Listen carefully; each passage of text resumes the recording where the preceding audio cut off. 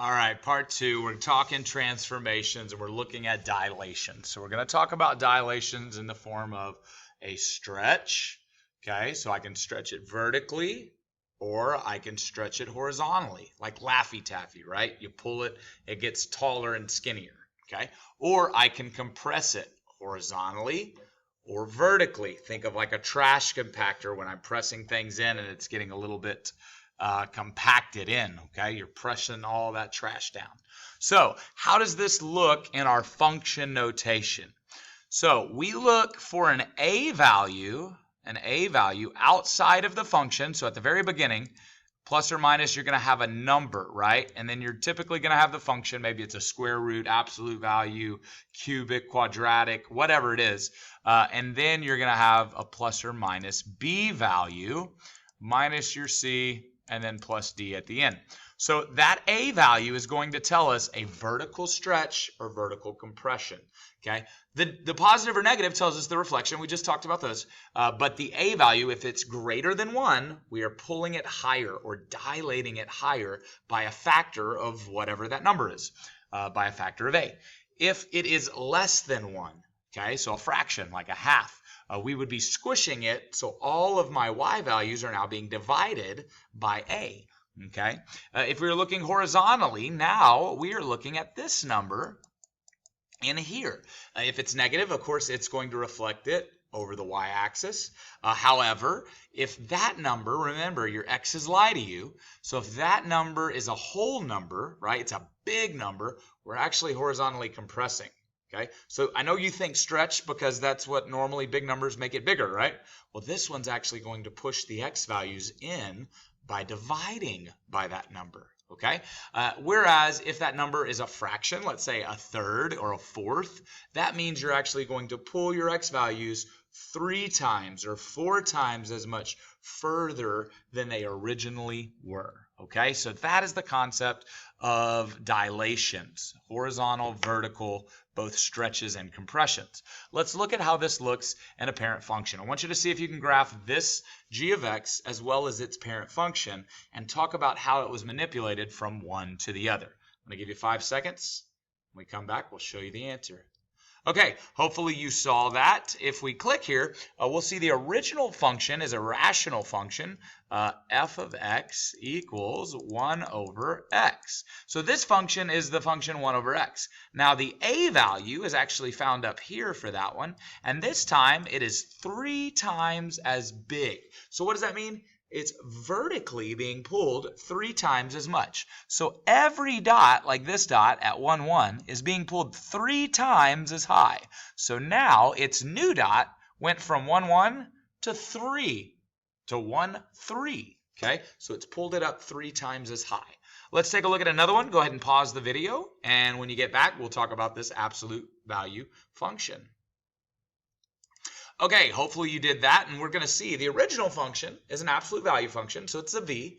Our vertex starts at 0, 0, but this time, what did we do? Well, the first thing we did is reflected, right? So we reflected, but then it was also, ooh, remember this one's lying to you. So because it's a big number, we're actually compressing it by a factor of 4. So we're making all of our values from the original function go 4 times the distance towards the middle or the center line, okay? And then it's going to reflect over. So basically, all of our points are going to move 4 times as far. So let's say the point over here at 4, 4, you're going to move to 1, 4, right? We divided it by 4. So you're going to end up with that red absolute value, skinny absolute value function.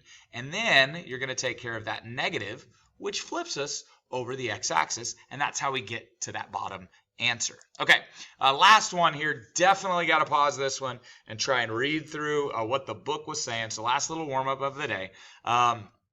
What is going on here in this function? Okay, hopefully you see all of the functions are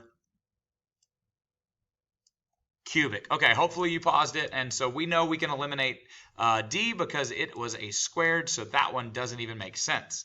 Okay, what does the negative do outside of a function? Well, again, that's going to reflect over what line? Over the x-axis. So we need to make sure it says reflection over the x-axis. So this one reflects x-axis. This one reflects x-axis. Sorry for playing, you don't have a reflection in the x-axis. Okay.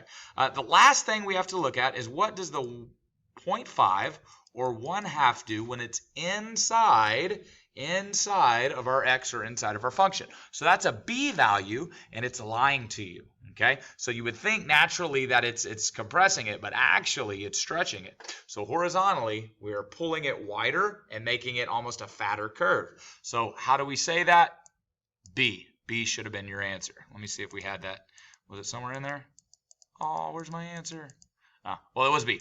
Okay, moving right along. Now we'll get into some of our notes from today. Okay, so we've got a base function, which is y or f of x equals x squared. Okay, so I'm going to start by graphing that. Over 1 up 1, over 2 up 4, over 3 up 9. Basically every single perfect square number, because that is a square function. Or I go over 1 up 1 unit, over 1 more up 3 units, over 1 more up 5 units, and every odd number will continue to make the exact same pattern on the other side. Okay, so that's our base parent function x squared. Now we are going to do two things. Okay, we are going to deal with the 1/2 and the reflection. So you are going to 1/2. What does that do? Well, it's a vertical compression. So it is shifting all of our original y values, dividing them in half. Okay, so this point 1, 1 is half the distance as high. This point 4 is half the distance as high. This point 9 is half the distance as high. Okay, the next one 16 would be at 8, and so on and so forth. We would have that nice little parabola, which is definitely being compressed. 4.5, 8. Definitely being compressed by a factor of 2. Okay. However, I have yet to deal with that reflection, and that happens next. I am going to reflect the whole thing. So if I had that graphed, let's see if I can group it. Group. I now need to flip you or reflect it. So our smartboard uses flip, and it doesn't flip around the right spot, but that's okay. We will reflect it over the x-axis. So that's what this one should be. G of x, now this one's a little different, okay, and I need to remember to factor. Anytime, guys, that you've got something inside the parentheses of whatever your function is, it's absolute value, it's a square root, a cubic, whatever, we're going to make sure we factor out and get a b value by itself. So if I divide that by 1/2, I'll get x by itself, which is what I want. I got to get x by itself. Now, if I took out 1/2, okay, let's think of it this way. I want to make -2, right? So something times 1/2 is going to make -2. Well, -4 times 1/2 is going to make -2. Okay, and now that whole thing will be squared. So what does that mean? Well, let's talk about it. The first thing we're going to do is take our original function, this green one. I'm going to copy it. Oops, that didn't copy. Let's go you and you. Thank you. I'd like to copy you. Let's group you first, and then clone you. And how about we make you blue? Okay, and the first thing we're going to do is shift it 4 units to the right. So we will shift that original function 1, 2, 3, 4 units to the right. Now we have to deal with the 1/2. Now the 1/2 is inside our parentheses, so it's lying to us, right? Our x's always lie. So instead of compressing, it's actually stretching all of our dots wider. Okay, so from that point, from that new origin, so to speak, we are now being stretched wider. So this point is going to go twice as far. This point, which was 2 units away from that origin, is going to go twice as far.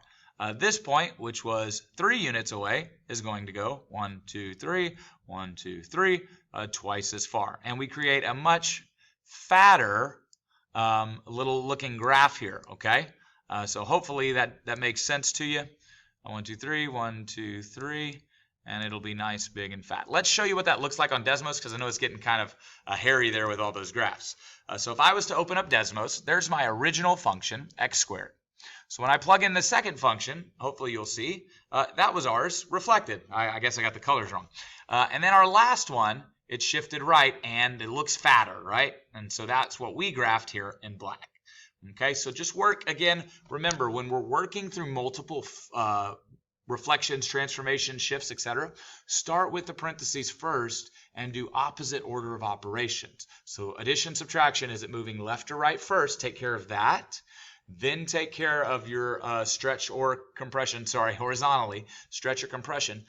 Then if it's a reflection over the y-axis, then work outside in, normal PEMDAS, okay? Is it a reflection over the x-axis? Is it a vertical stretch compression? And then finally, do we shift the whole thing up or down? All right. So we're going to look at these last two. These are really weird piecewise functions, and we're going to talk through all the different transformations that happen here. So in our first one, what do we have? Well, let's start in the parentheses. That 2, we think it's going to pull, but it's actually lying to us, so it's compressing. So all of our y values are now becoming half the original. So if I have an original xy value, my new xy value is going to be what? Well, I'm horizontally compressing it, which means my x values, sorry, I almost made a mistake there. My x values are being divided by 2. Okay? Then we look what comes next. Well, there's nothing else in the parentheses, so now we have a flip. Well, what is that reflection going to do? It makes all my y values become negative. So now it's a negative y. Okay, then I've got a half. So what does that half do? It's compressing a vertical compression, all my x values by what? I'm sorry, all my y values. It's shifting it down, so making the y values half. So divide that by 2. And then finally, we subtract 1 on the overall y values. So my new is going to look, this is nasty, okay? And then we're going to shift 1 unit. Oh, so my original point, like if I plugged in this point, I would apply all those different transformations to try and find the next point, so on and etc. all the way through. But let's just talk holistic picture here before we get into that hard algebra of what this looks like. Okay, so again, let's talk it through, make sure we understand the concept. Okay, so if I take the original f of x, okay, everybody's got that red one there, and I put a 2 here, what did it do? Horizontally, right, it's compressing because we're shifting all of those x values in half the distance. Okay, so then I look at my next thing. Now I'm going to flip that entire function. So now I would graph that. I'm flipping the, oh wow, I just did a lot of flips. I flipped the entire function over the x-axis. Okay, next up, what does the half do?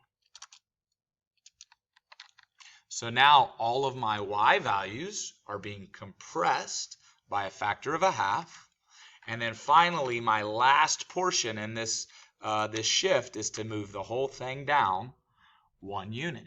Okay, so that's how you should go about graphing these things. Look at the bigger picture, work your way from the inside out, reverse order of operations, and then look at it from regular order of operations, PEMDAS, after we take care of that parentheses, okay? That's going to help you if I'm graphing the whole picture and trying to see how it shifts and moves over time. Now, if you want to spend the time evaluating individual points, you can do so. This one wouldn't be bad because there's only 1, 2, 3, 4 points that you would have to evaluate and then connect the dots. That's okay as long as you've got a general picture of what it should look like, okay? But let's try another one. So the next one, number 7, oops, sorry, let's get rid of that.